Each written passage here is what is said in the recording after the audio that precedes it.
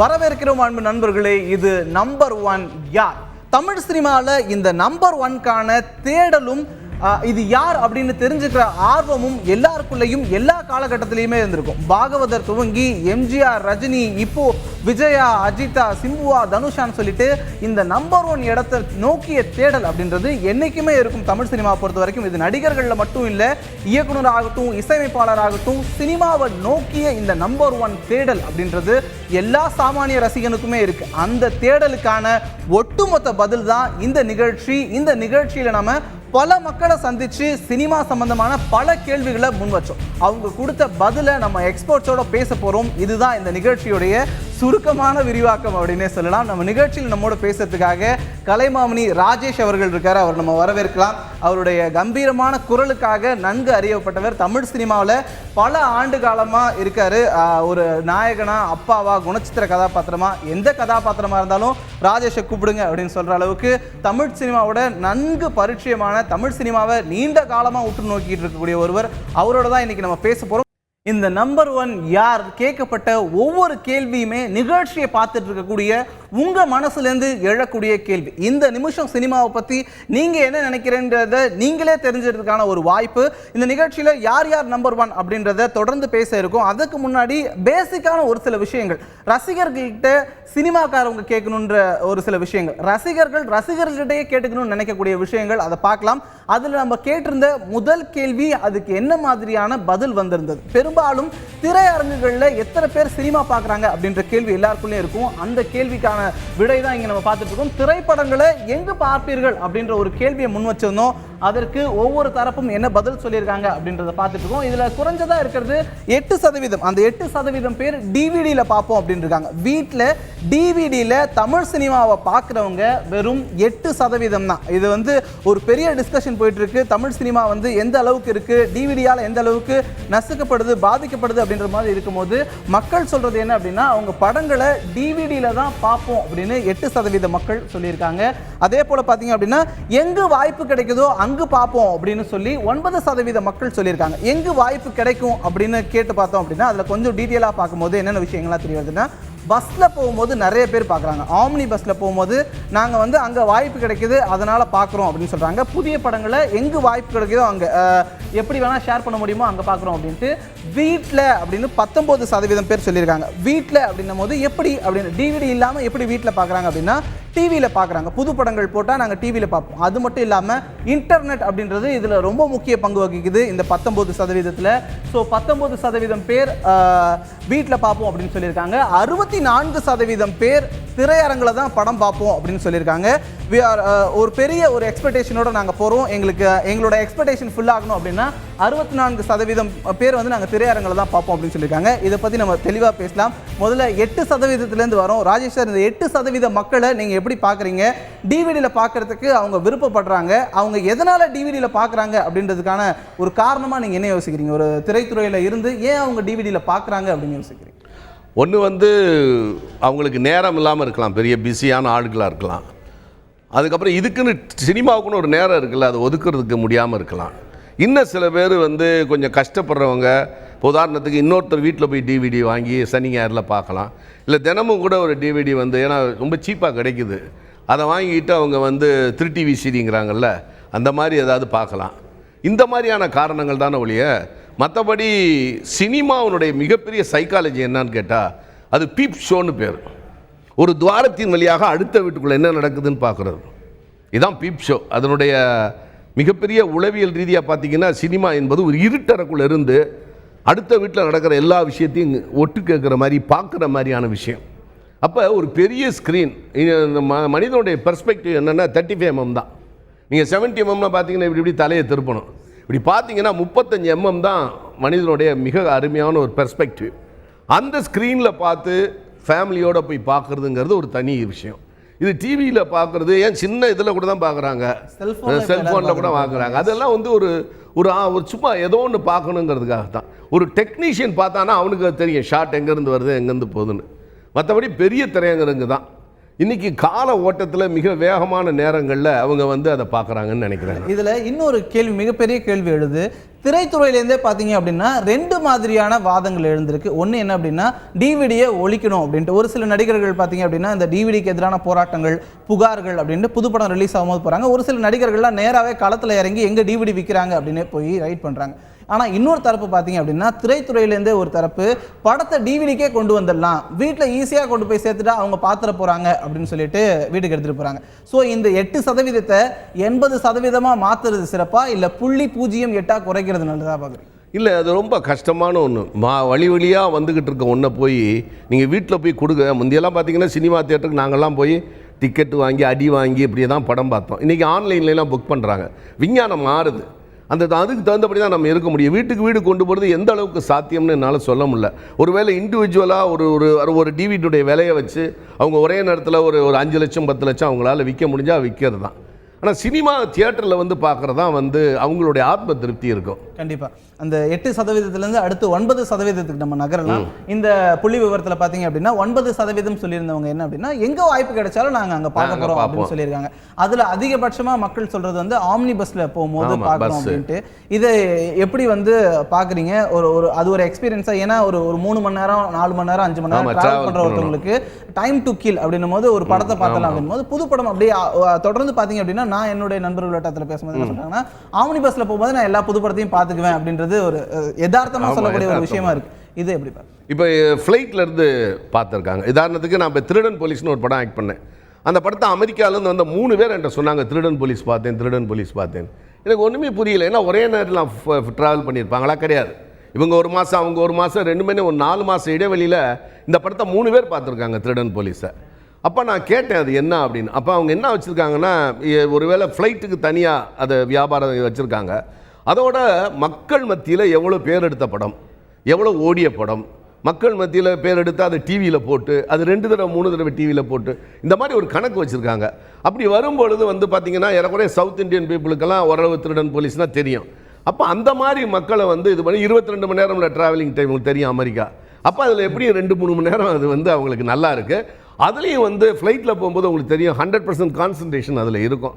பஸ்ஸை விட அது இன்னும் கொஞ்சம் நல்லா அதிக வாய்ப்புகள் இருக்கு.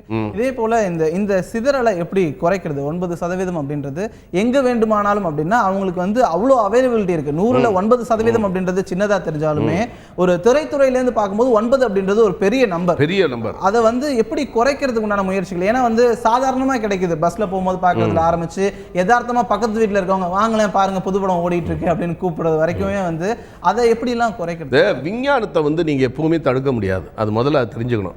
முதல்ல ஏவிஎம்ல கூட பார்த்தீங்கன்னா ரெக்கார்டு தட்டு விற்றுக்கிட்டு இருந்தாங்க. ரெக்கார்டு தட்டு விற்றுக்கிட்டு இருக்கும்போது அந்த டேப் வந்துச்சு. டேப் வந்த உடனே அந்த ரெக்கார்டு தட்டை வந்து டேப் பண்ணி இதெல்லாம் பண்ண ஆரம்பித்தாங்க. அப்புறம் அதை வந்து அவங்களாம் தடுக்க முயற்சி பண்ணி அப்புறம் அவங்களே டேப் வியாபாரம் பண்ணாங்க, ஆடியோ டேப் எல்லாமே. ஏன்னா விஞ்ஞானம் என்பது அது கார்ல் மார்க்ஸ் ரொம்ப அழகாக சொல்லுவார் கம்யூனிசத்தில். எந்த ஒரு விஞ்ஞான கண்டுபிடிப்பும் எந்த ஒரு இயந்திரம் கண்டுபிடிக்கப்பட்டாலும் அதன் அழிவுக்கான உட்கருக்களை சுமந்து கொண்டு தான் அது பிறக்கும். உதாரணத்துக்கு இப்போ நாடகம் வருது, நாடகத்துக்கு அழிவுக்கான சினிமாவை சுமந்துக்கிட்டு பிறந்துச்சு. சினிமா அதன் அழிவுக்கான டிவியை சுமந்துக்கிட்டு பிறந்துச்சு. டிவி அதன் அழிவுக்கான டிவிடி. அது அதுக்கப்புறம் வந்து இன்டர்நெட், அப்புறம் செல்ஃபோன் வருது. அலெக்சாண்டர் கிரஹாம் வந்து ஃபோன் கண்டுபிடிக்கும் போது அது வயிற்றுக்குள்ளே செல்ஃபோன் வந்துருச்சு. ஆக ஒன்றே ஒன்று அழிக்கக்கூடியதான். அதை வந்து மனிதன் வந்து விஞ்ஞான வளர்ச்சியை பார்த்து தன்னைத்தானே திருப்திப்படுத்திக்கிட்டு அதை வாழ்க்கை பாதையை மாற்றணும் மொழிய விஞ்ஞானத்தை நம்ம ஒன்றும் தடுத்து நிறுத்தவே முடியாது. அந்த அப்டேஷன் நம்ம எப்படி எடுத்துக்கிறது? இப்போ திரையிலேருந்து பார்த்தீங்க அப்படின்னா அதுக்கான ஒரு அடுத்த பரிமாணம் தானே இந்த விஞ்ஞானத்தை தனக்குள்ளே எடுத்துக்கிட்டு ஆன்லைனில் எடுத்துகிட்டு போகிறதும் டிடிஹெச்சில் ஒளிபரப்பலாம் அப்படின்னு சொல்கிறதுமே கூட அந்த விஞ்ஞானத்துடைய அடுத்த பரிமாணம் தானே. அது வந்து அந்த பரிமாணத்தை நீங்கள் மீட் பண்ணி தான் தீரணும். அது எந்தெந்த ரூபத்தை. இப்போ உதாரணத்துக்கு ஒரு பெரிய நடிகர் படம் இருக்குது. அந்த நடிகர் படம் இப்போ ஒரு படம் நல்லா இருக்குன்னு நீங்கள் எடுத்துட்டிங்கன்னா நிச்சயமாக தியேட்டருக்கு வருவாங்க. இப்போ படம் என்னை பொறுத்த வரையில் நான் குறை சொல்லலை, படத்தை முதல்ல இவங்களுக்கு நல்லா எடுக்கவே தெரியல. என்னுடைய விமர்சனம். நான் 35 ஆண்டுகளாச்சு சினிமாவில் வந்து நான் நிறையா புஸ்தகங்கள், நான் ஆங்கில படங்கள் பார்த்தது. என்னுடைய விமர்சனம் ஒரு குறிப்பிட்ட சில பேர் மிகச்சிறப்பாக எடுக்கிறார்கள். யங்ஸ்டர்ஸ் எல்லாருமே வந்து சரியாக எடுக்கலைன்னு சொல்லலை. யங்ஸ்டர்ஸ் எல்லாம் நிறைய பேர் திறமை வாய்ந்தவர்கள் இருக்கிறார்கள். ஆனால் சினிமாவை படிக்காமல் சினிமாக்குள்ளே வர்றாங்க. முந்தையெல்லாம் அசிஸ்டன்ட் டைரக்டர் 5 வருஷம் படிப்பாங்க, 5 வருஷம் இருந்துட்டு அதுக்கப்புறம் அவங்க வந்து சினிமாவுக்கு வரும். இப்போ அப்படி இல்லை, டிவி வீடியோ என்னென்னமோ இருக்குது. 10 படம் பார்த்துட்டு அவங்க பாட்டுக்கு சினிமா டைரக்ட் பண்ணுறேன்னு வருவாங்க. சினிமாவின் அடிப்படை தெரிந்து அவர்கள் படம் எடுத்தால் அது இன்றைக்கி ரொம்ப ஈஸி. முந்தையெல்லாம் நீங்கள் சினிமா எடுத்து ஒரு ஷார்ட் ரெடியான்னு பார்க்க ஓகேயான்னு பார்க்கறதுக்கு ஷிஃப்ட் பண்ணி பார்ப்பாங்க. இதில் மிக்சர் கேமராவில் 5D ல இப்போ ஒன்று அப்படியே மானிட்டர் பார்க்குறாங்க. அப்புறம் ரெண்டாவது எடுத்ததே ஃபைனல் எடிட்டிங் உள்ளுக்குள்ளே ஒரு இது மாதிரி வச்சு கேரவன் மாதிரி வச்சு அதுக்குள்ளேயே பண்ணுறாங்க. அப்போ இப்போ ஒரு தவறான படத்தை எப்படி எடுக்கிறீங்க நீங்கள்? கண்டிப்பாக இன்னமும் கூட இன்னைக்கு கூட திரையரங்களை பார்த்தீங்க அப்படின்னா நல்ல படங்கள் ஓடும் அப்படின்றத நிரூபிச்சிருக்கு. அது மட்டும் இல்லாமல் இன்னைக்கு தமிழ் சினிமாவில் தமிழ் படங்கள் 100 நாள் போக தடுமாறிட்டு இருக்கும்போது ஒரு மலையாள படம் வந்து 100 நாள் போகுது. மொத்தமாக ஒரு விஷயம் மக்கள் சொல்றது என்ன அப்படின்னா நல்ல படம் இருந்தால் பார்ப்போம். அடுத்ததாக 19% மக்கள் வந்து எங்க வாய்ப்பு கிடைச்சாலும் வீட்டில் பார்ப்போம் அப்படின்னு சொல்லியிருக்காங்க. 9% எங்க வாய்ப்பு கிடைச்சாலும் பார்ப்போம்ன்றாங்க. 19% பேர் வந்து வீட்டில் நாங்கள் பார்க்குறோம் அப்படின்னு சொல்றாங்க. டிவிடி இல்லாம எங்க வாய்ப்பு கிடைச்சாலும் இல்லாம வீட்ல 19% பேர் பாக்குறாங்க. அவங்க பாக்குறது டிவிலையும் லேப்டாப்லயும். இது எப்படி பாக்க அது ஒரு சிண்ட்ரோம்னு சொல்லுவோம் தெரியுமா உங்களுக்கு? ஒரு ஐஸ்கிரீம் சாப்பிட்றது, சிகரெட் குடிக்கிறது, மது அருந்துறது, இதெல்லாம் ஒரு சிண்ட்ரோம் ஆயிப்போம். அப்போ ஒரு மனிதனுக்கு உங்களுடைய பிரெயினில் வந்து ஒன்றை ஃபீட் பண்ணிக்கிட்டே இருந்தீங்கன்னா அது உங்களுக்கு பழக்கத்தில் ஏற்பட்டு போயிடும். மிரர் நியூரான்ஸ் தானே மனசில் இருக்குது, பிரெயினில் இருக்குது மிரர் நியூரான்ஸ்.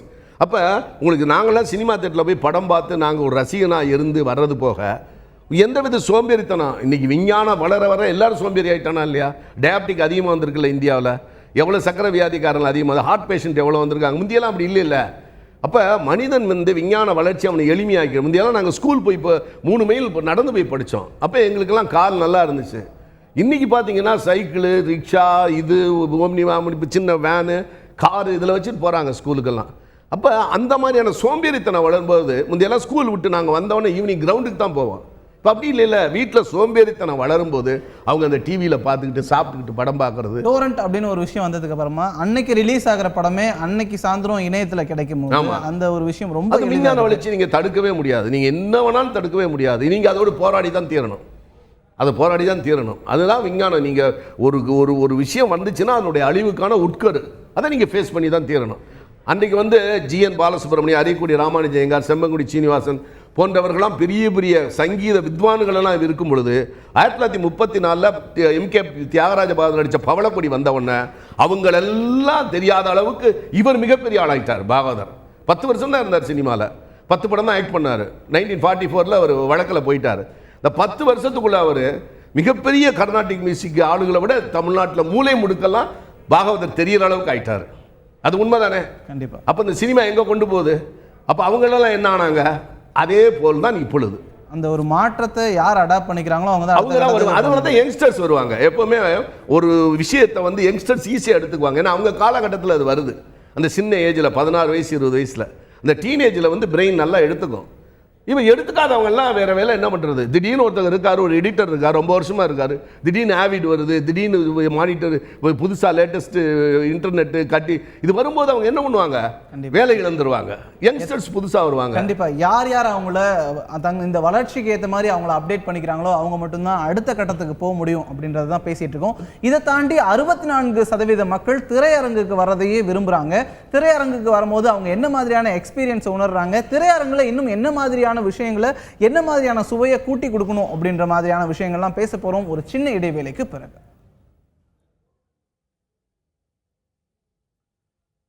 அதுக்கு முன்னாடி பார்த்தீங்க அப்படின்னா இந்த 64% பற்றி இன்னும் கொஞ்சம் பேசிக்கலாம். 64% மக்கள் திரையரங்குக்கு வரதை விரும்புகிறாங்க. இதில் பார்த்தீங்க அப்படின்னா ஒரு சில திரையரங்குகள் மதுரை பக்கமோ திருச்சி பக்கமோ சேலம் பக்கமோ பார்த்தீங்க அப்படின்னா பெரும்பாலான திரையரங்குகள் திருமண மண்டபங்களாக மாறிக்கிட்டே வருது. இந்த சூழலை எப்படி தடுக்கிறது? இன்னும் பார்த்தீங்க அப்படின்னா பெரிய தியேட்டர்ஸில், சென்னையில் இருக்கக்கூடிய பெரிய பெரிய தியேட்டர்ஸில் எப்பயுமே டிக்கெட் கிடைக்கிறதே இல்லை. ஸோ இது வேறு மாதிரியான ஒரு சூழல் இருக்குது. ஒரு சில தியேட்டருக்கு மக்களே வரமாட்டேங்கிறாங்க, ஒரு சில தியேட்டரில் எப்பயுமே மக்கள் இருந்துக்கிட்டே இருக்காங்க. என்ன காரணம்? அந்த காலத்தில் 1948 எல்லா இடத்துக்கும் கரண்ட் வர ஆரம்பிச்சது. ரைஸ் மில்லெல்லாம் தியேட்டர் ஆகினாங்க. ரைஸ் மில்லில் நெல் அரைக்கிறது அதெல்லாமே தியேட்டர் ஆகினாங்க. சின்ன சின்ன ரைஸ் மில்லில் தியேட்டர் ஆகிட்டாங்க. அந்த மாதிரியான ஒரு காலகட்டம் இப்போ வந்துக்கிட்டே தான் இருக்கும். இப்போ நம்ம மெட்ராஸில் வந்து பார்த்திங்கன்னா சென்னை போன்ற பெரிய கோயம்புத்தூர் போன்ற அரங்கில் சனி ஞாயிறு இந்த மாதிரி நாளுங்களை இல்லை அவங்க வீட்டில் ஏதாவது பர்த்டே ஏதாவது முக்கியமான விஷயங்களுக்கு குடும்பத்தோடு போகிறாங்க. அதுக்கு அவங்க செலவு பண்ணுறாங்க. ஆக வசதி உள்ளவர்கள் செலவு பண்ணுறாங்க. சில பேர் மெட்ராஸ் வந்திருப்பாங்க, ஒரு 3 மணி நேரம் ஸ்பெண்ட் பண்ணணும். இப்போல்லாம் ஒரே தியேட்டரில் ஒரு தியேட்டர் இல்லைல்ல, 5-6 தியேட்டர் இருக்குல்ல. இப்போ தியேட்டருங்கிற கான்செப்ட் போய் ஸ்க்ரீன்கிறது வந்துருச்சுன்னு சொல்கிறாங்க. இப்போ ஒரு படத்தில் ஒரு தியேட்டரில் 10 ஸ்க்ரீன் இருக்கு. அப்போ 10 ஸ்க்ரீனுக்கும் மாற்றி மாற்றி நீங்கள் டிக்கெட் எடுத்தீங்கன்னா ஹோட்டலில் இந்த 64% மக்களுக்கும் ஒரே ஒரு உறுத்தல் இருக்கு. தியேட்டருக்கு போகும்போது செலவு பல மடங்காக கூடிக்கிட்டே போகுது. பார்க்கிங்க்கு பார்த்தீங்க அப்படின்னா 1 மணி நேரத்துக்கு சார்ஜ் பண்ணுறாங்க. அது மட்டும் இல்லாமல் அடுத்த அந்த ஒரு பிரேக்குக்கான செலவே பார்த்தீங்க அப்படின்னா 4 பேர் போனால் 1000 ரூபாய் எடுத்து வைக்கணுன்ற மாதிரி ஒரு சூழல் இருக்கு. இதை குறைக்க வாய்ப்பு இருக்கா? டிக்கெட்டோட விலை பார்த்தீங்க அப்படின்னா இன்னும் கூடிக்கிட்டே போகுது. 120 ரூபாய்க்கு கம்மியாக சென்னையில் சினிமா பார்த்துட முடியாது. இது எப்படி? இது ரொம்ப கஷ்டம் தான். முந்தையெல்லாம் அந்த காலத்தில் நாங்கள்லாம் இது தின்பண்டம்லாம் வீட்டிலேருந்து எடுத்துகிட்டு போவோம்.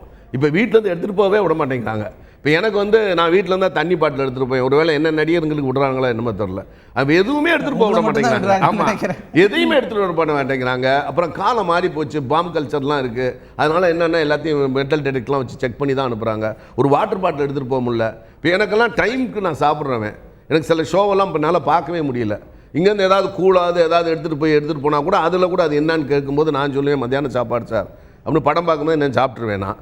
சரி, இந்த மாதிரியான சில பிரச்சனைகள் இருக்குது. ஆனால் இதெல்லாம் இல்லாமல் எந்தவித இதுவுமே இல்லாமல் போய் பாப்கார்ன்ங்கிறது அதுங்கிறது பார்த்தீங்கன்னா அவ்வளவு செலவு அங்கே இருக்க தான் செய்யுது. நம்ம இங்கேருந்து அதையெல்லாம் மீட் பண்ணி ஒருத்தர் வரதுன்னா ரொம்ப செலவாகுது. கண்டிப்பாக. இதனால தான் என்ன பண்ணிடுறாங்க, இல்லை ரெஸ்டாரண்ட் போயிடுறாங்க. ரெஸ்டாரண்ட்லேயும் படம் போடுறாங்க அப்படின்றது இன்னொரு விஷயம். எத்தனை நாளைக்கு ஒரு முறை திரைப்படங்களை பார்ப்பீங்க அப்படின்னு ஒரு கேள்வி கேட்டிருந்தோம். அதுக்கு மக்கள் சொன்ன பதில் என்ன அப்படின்றத பார்க்கலாம்.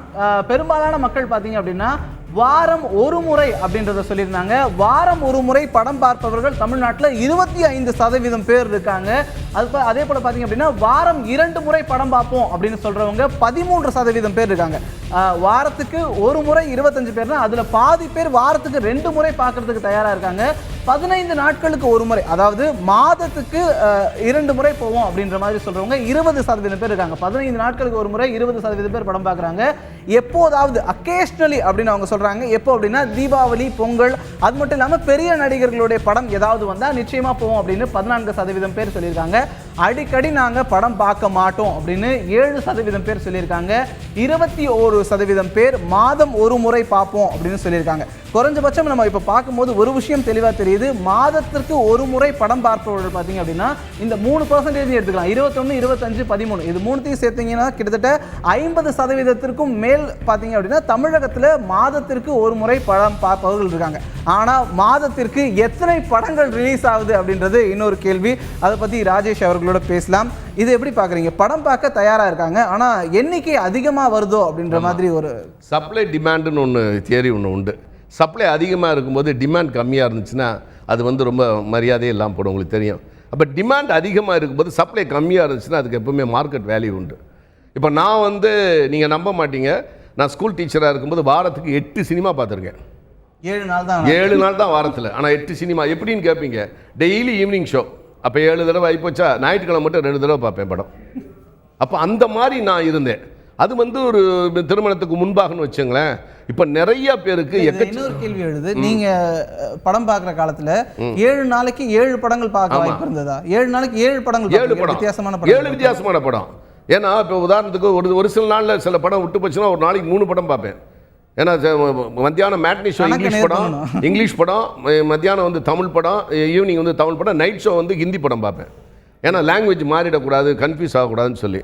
அந்த மாதிரியான இப்போ என்ன அப்படின்னு கேட்டிங்கன்னா ஒவ்வொன்றுக்கும் ஒரு வயசு இருக்குது சார். சினிமாவுக்கு வயசு முடிஞ்சிருச்சு சார், அவ்வளோதான் நான் சொல்லுவேன். முடிஞ்சிருச்சுன்னா இறந்து போகுதுன்னு அர்த்தம் அல்ல. 1896 ஃபஸ்ட்டு லூமியர் பிரதர்ஸ் காமிச்ச ட்ரெயின்கிற படம் வருது. அதுக்கப்புறம் 1927 டாக்கி வருது. அதுக்கப்புறம் 1900 ஏறக்குறைய நம்ம நாட்டை பொறுத்தவரையிலும் வெளிநாட்டிலையும் இல்லை ஒரு 60-70க்கு மேல் சினிமா தேஞ்சிருச்சு. ஏன்னா 1948 டிவி வந்தது அமெரிக்காவில்.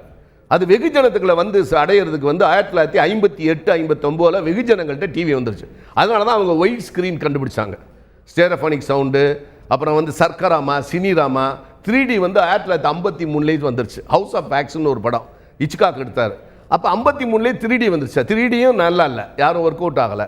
அதுக்கப்புறம் பெரிய சினிமா ஸ்கோப் எடுத்தாங்க, அதுவும் சரியாக நிற்கலை. ஏன்னா மனிதனுக்கு பெர்ஸ்பெக்டிவ் நான் சொன்ன மாதிரி 35 mm தான். இதெல்லாம் என்னென்னமோ எடுத்து பார்த்தாங்க, ஆனால் யாருக்குமே தியேட்டருக்கு வர்றதுக்கு முடியல. அங்கெல்லாம் டிரைவிங் தியேட்டர் வந்துருச்சு, நம்ம பிரார்த்தனா மாதிரி டிரைவிங் தியேட்டரு. அதில் காரில் உட்காந்து நின்றுக்கிட்டு படம் பார்க்க ஆரம்பித்தாங்க. இதெல்லாம் வச்சுமே யாருமே சினிமாவுக்கு வரல, ஏன்னா டிவி முக்கியமாகி போச்சு. வாழ்க்கையினுடைய முறைகள் மாறிவிட்டன. அதனால் அவங்கெல்லாம் அதை ரொம்ப போராடினாங்க. அதுக்கு அதை வந்து எம்ஜிஆர் அவர்கள் வந்து 1971 உட்லண்ட்ஸில் பேசினார். எதிர்காலம் வந்து ரொம்ப பாதிப்பாக இருக்குன்னு எம்ஜிஆர் ரொம்ப அழகாக ஒரு ஸ்பீச் ஒன்று கொடுத்தாரு.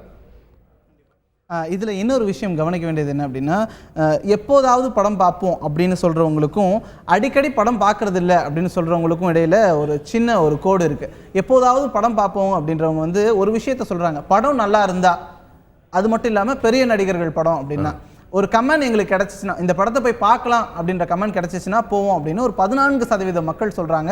அவங்க படம் பார்க்க ரெடியாக இருக்காங்க, ஆனால் அவங்களுக்கான படம் கிடைக்கணும் அப்படின்றது மட்டும்தான். இதில் மற்றவ எல்லாருமே பார்த்தீங்கன்னா மாதம் இருமுறை ஆகட்டும், வாரம் இருமுறை, வாரம் ஒரு முறை பார்க்குறவங்களாம் படம் வந்தாலே போய் பார்ப்போம் அப்படின்றாங்க.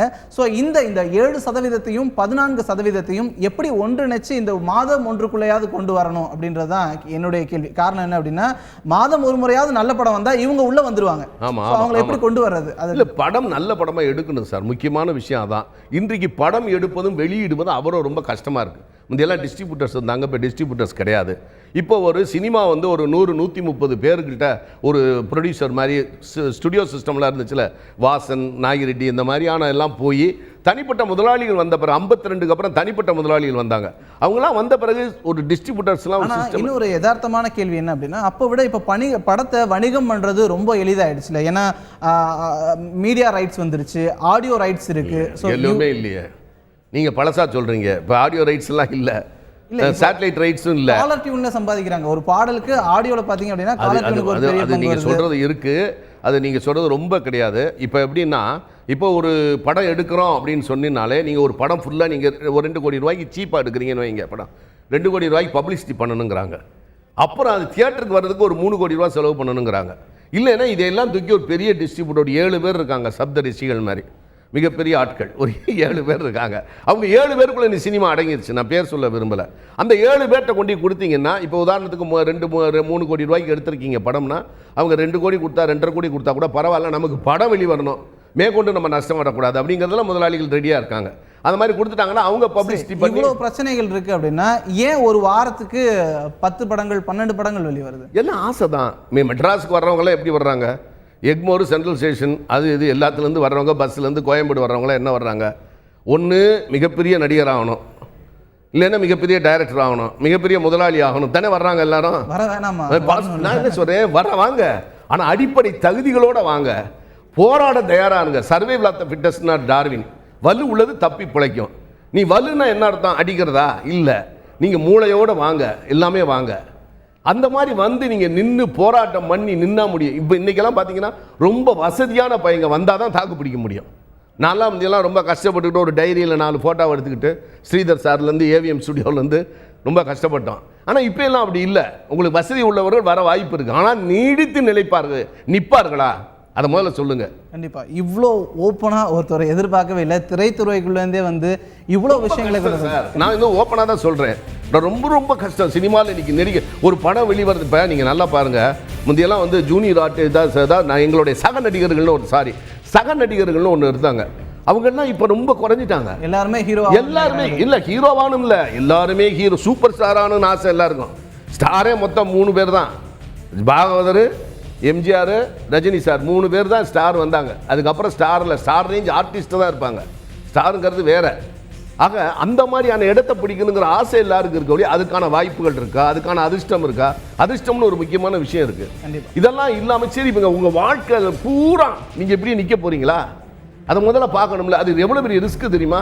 நிச்சயமா திரைத்துறைக்குள்ள வரவங்க அதுக்கான முழு தயாரிப்புகளோட திறமையை வளர்த்துட்டு வந்தால் ஜெயிக்கலாம், மக்களை மீண்டும் உள்ள எடுத்துட்டு வரலாம் அப்படின்றது உங்களுடைய. அப்புறம் முந்தியெல்லாம் பார்த்தீங்கன்னா சினிமாவில் நடிக்கிறதுங்கிறது ஒரு பெருமையாக கருதப்பட்ட ஒரு காலம் உண்டு.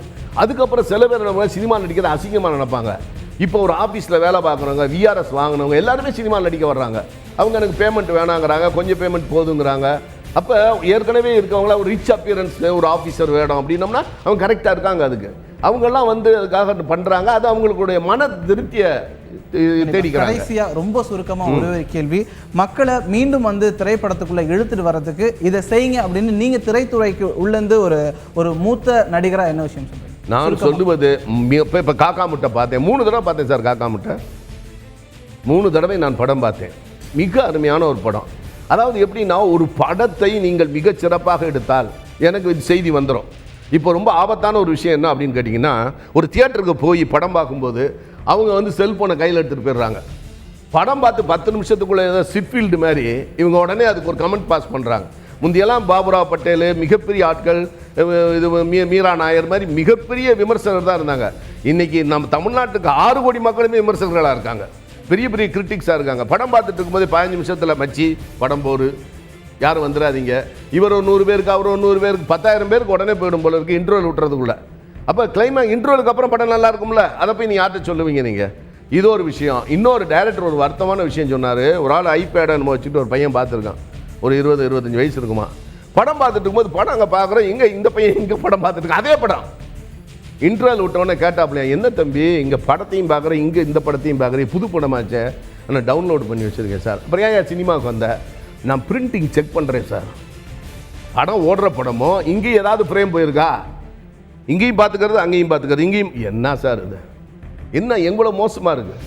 அப்புறம் இன்னொன்று, இந்த கவர்ச்சி இந்த மாதிரி செக்ஸ் இதெல்லாம் எங்கேயுமே இனிமேல் எடுபடாது. உங்களுக்கு தெரியும் 20 கோடி ப்ளூ ஃபில்ம் வந்து இந்தியாவில் ஓடிக்கிட்டு இருக்கு. மொத்தம் இந்த ஜனத்தொகையை 120 கோடி, 6 பேருக்கு ஒரு ப்ளூ ஃபில்ம் ஓடுது. எல்லா இடத்துலையுமே உங்களுக்கு அசிங்கமான படங்களை பார்ப்பதற்கு வாய்ப்பு இருக்குது இந்த இந்தியாவில். அப்போ அவன் எப்படி இந்த கவர்ச்சியை பார்ப்பான்? அப்போ முக்கியமான விஷயம் நீங்கள் சொன்ன பாயிண்ட், சினிமாவுக்கு எடுக்கணும்னா முதல்ல கதை நன்றாக இருக்க வேண்டும், அதே சமயத்தில் கதாபாத்திரங்கள் நன்றாக இருக்க வேண்டும், டைரக்ஷன் ஷார்ட்ஸ் எல்லாமே மிகச்சிறப்பாக இருந்தால் கண்டிப்பாக நான் சொல்கிற 7 முதலாளிகள் இருக்காங்கல்ல, அவங்க கண்டிப்பாக படத்தை வாங்குவாங்க, ரிலீஸ் பண்ணுவாங்க, அடுத்த படமாக நம்ம நல்லா எடுக்கலாம். நிச்சயமாக நிகழ்ச்சிக்கு வந்திருந்து பல தகவல்களை எங்களோட பகிர்ந்துக்கிட்டீங்க. ஒரு திரைத்துறைக்குள்ளேருந்து இந்த தகவல்கள்லாம் சொல்லுவாங்களான்னு எதிர்பாராத தகவல்கள்னு சொன்னீங்க.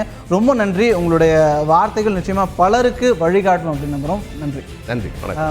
நிகழ்ச்சியில் பல சுவாரஸ்யமான விஷயங்கள் பார்த்தோம். சினிமாவை இதுவரைக்கும் எப்படி பார்த்துட்டு இருந்தோம், மக்கள் எப்படி பார்க்குறாங்க, இனி எப்படி பார்க்கணும் அப்படின்ட்டு நிறைய தகவல்கள் கிடைச்சது. இதே மாதிரி நிறைய தகவல்களோட நாளை உங்களை மீண்டும் சந்திக்கிறேன். அதுவரை உங்களிடமிருந்து விடைபெறுவது முபாஷ்.